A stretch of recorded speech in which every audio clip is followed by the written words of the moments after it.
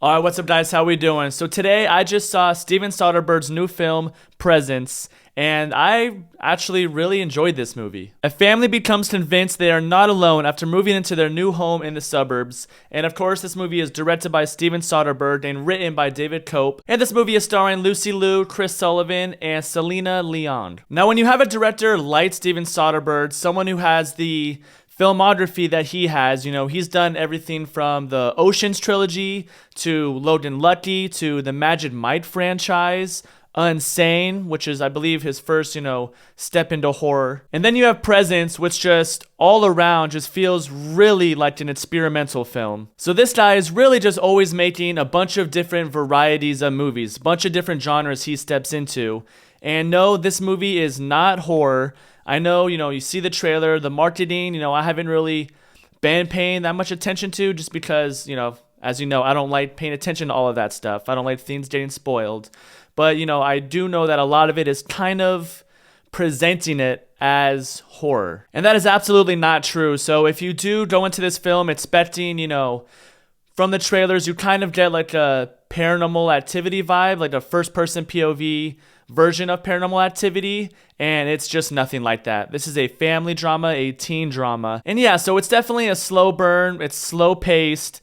I don't think negatively, but I do understand if some people are going to get bored in this movie. So if you are that type of person, probably you're not going to like this. And there's nothing wrong with that, but I do think that for me personally, the cinematography, the way they were able to work the camera and have you know that it's from the POV of this ghost. The whole movie is just one camera, one guy, with a steady cam, I would assume, going throughout the house, following this family, kind of basically eavesdropping on all these different conversations that they're having. And you slowly kind of start to learn and understand like this family and what they're going through. The daughter specifically has a lot of trauma from, I don't know how long ago, they don't quite say, but I would assume within the last year. And that's why this family does move into this new house in the suburbs to kind of have a fresh start, which is typically how, every horror movie like this kind of starts off. I would say probably 20 to 30, maybe a little bit more one shots that this movie is. It's a collection of these one takes, which is very, very impressive. Some of them are longer than others. Some of them are shorter, which in the beginning, again, it's probably the slowest part just because the first act is when it cuts the most. It's the most short amount of scenes that we have. They come into the house for the first time with the real estate agent, and that lasts maybe a minute. And then dudes come in to paint the house, cuts again.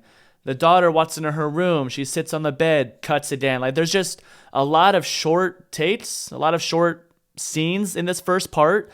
But second act, third act, it definitely starts to have the longer takes and gets more interesting. And the second half of the movie definitely starts to suck you in and grip you just a little bit more each second. And with the fact that this movie is a collection of one shot, one takes, just how hard that is to accomplish, it does cut a decent amount, but the actors still have to do their job. They still have to nail every single line perfectly, nail all the emotion, have us believe it all. The director has to have the blocking on point in every single scene. And I don't know, obviously, how long each one of these scenes took to shoot, to perfect, to get right.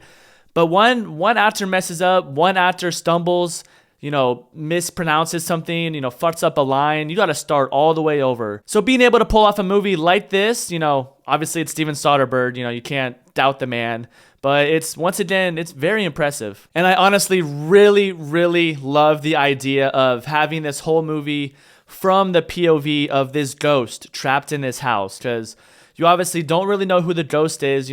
Throughout the movie, you're kind of given clues, kind of given hints, and your mind is racing. You're like, okay, it's either this person or it's that person, and they both really made sense. But as the ghost is following this family throughout the house, we basically are the ghost, the audience. We are experiencing firsthand POV what the ghost is hearing, what he's experiencing, or whoever it is. And sometimes you kind of start to forget that the whole movie is the POV of this ghost, but then it does something really cool to kind of remind you, whenever the daughter specifically, starts to feel this spirit first, she starts to feel it and understand. She feels this presence, and in the beginning, she looks directly at the ghost, directly at us as the audience as well. And the ghost will move to the side, try to move out of its line of sight. And then she'll look this way, and then it'll just go wherever she's not looking.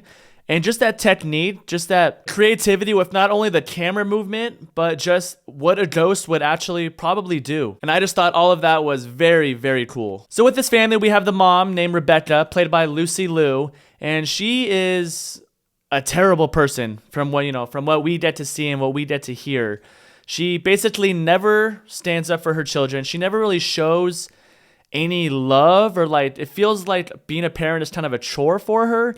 The only time that we really see her show, love and emotion is when she's drunk, talking to her son. But other than that, she's pretty much a huge asshole. Like I said earlier, her daughter clearly just went through something very traumatic, and her husband, Chris, played by Chris Sullivan, are having a conversation in the kitchen, and she's just not wanting to help her out at all. The dad's like, we need to send her to a new therapist, should she get on new medication? And the mom's just like, no, she needs to figure it out on her own.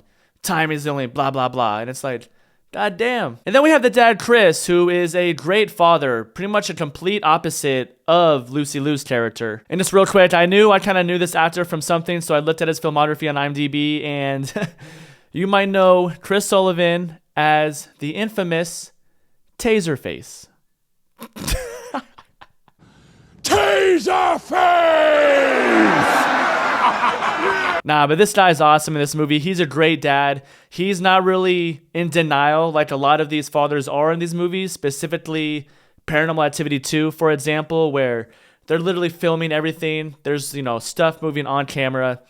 And the dad just has every excuse in the world to not believe it, won't believe his kids, won't believe a fucking clear sign right in front of him if it hit him in the face. The dad is compassionate, he's caring, and he's a really likable character. Him and the daughter are easily the two most likable characters in this family. And then we have Chloe, who basically this whole movie is centered around, particularly because she is the first one in the family to feel this presence, to kind of accept it. And I really enjoyed her character. I also really enjoyed her as an actress. And once again, this is kind of a teen drama too, in some sort of way.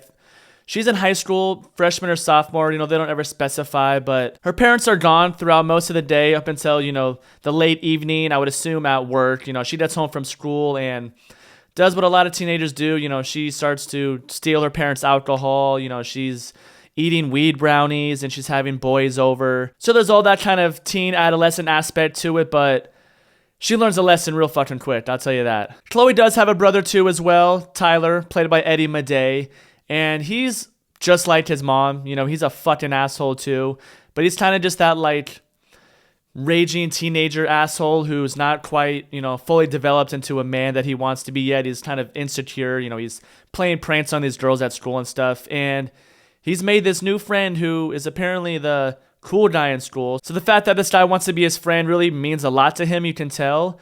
But his friend is just, oh my, I fucking hated him. A lot of the stuff he was doing, I'm just like, why? What is your motivation? Are you just a stupid fucking teenager? He's manipulating Tyler. He's manipulating Chloe. And by the end of the movie, he becomes, a pretty integral part of it. He's just one of the biggest piece of shits ever, just bottom line. And towards the end of the movie, there is, kind of this mystery, two mysteries really going on. And then you're like, oh, wait, he did that. And it kind of all starts to make sense. And this movie does pull a couple twists on you. It does pull a couple strings. And the final one is just it's still sticking with me right now. I was still thinking about it on the way home. I stopped to get gas, stopped at Circle K, still thinking about it, because in the beginning of the movie, you're like, well, they kind of tell you who Chloe thinks the ghost is, and you're like, well, that's too easy. They're not going to tell you, obviously. And then you're like, okay, it's definitely this person. You're so confident, and then very last scene, boom, twist happens, and you're like, no, this is who the ghost is, and you're just like, I don't know, for me personally, it really hit hard. I was like, oh my God. Not only with how of a good and well-executed twist it is, with how much you're thinking about it, it's tragic, but you're also thinking about the ghost and how we were following it throughout the movie, the things the ghost was doing. It kind of just, once again, recontextualizes it, and oh, that makes more sense now. And oh, this scene, like, it's just all kind of pieced together a little bit more. I think if you watched it again, maybe you'll catch a lot more of that with now that you know what the ghost is. So yeah, I really enjoyed this movie, man. I mean, I can understand all the, hate that this movie is kind of getting. It has a terrible audience score, but a great critic score, which with an experimental, slow burn, mismarketed movie like this, I can kind of understand that. But for me, this is going to stick with me for a while. It's not like run chills down your spine or, obviously there's no jump scares or none of that, but just thinking about like almost putting yourself in how the whole movie was, the POV of putting ourselves and feeling like we are this ghost, going throughout the house, following this family. It's a crazy feeling. At the bottom of all this, it's a very sad and lonely story. Overall, this is an extremely experimental take on the typical supernatural ghost story, with at the heart of it being a family drama, a very human story, following these characters and essentially eavesdropping on this family and the things that they're going through together, the trauma the daughter's having. A well-executed twist and excellent camera work, in my opinion. I have read that some reviews say that this is going to make you dizzy or sick, which I don't understand at all. It's a steady cam. This isn't like Cloverfield, where it's completely handheld, basically a camcorder, just wobbling, jumping up and down. It's none of that. At the very least, the ghost will be staring at the family, eavesdropping from the living room, and then it'll just completely do a 360, go up the stairs, go to the room, and it's a little fast, I guess, but it's a steady cam. It's not shaky whatsoever, but those scenes are so cool. It's so engaging to me. So with all that being said, I'm going to give this movie a solid 7.5 out of 10.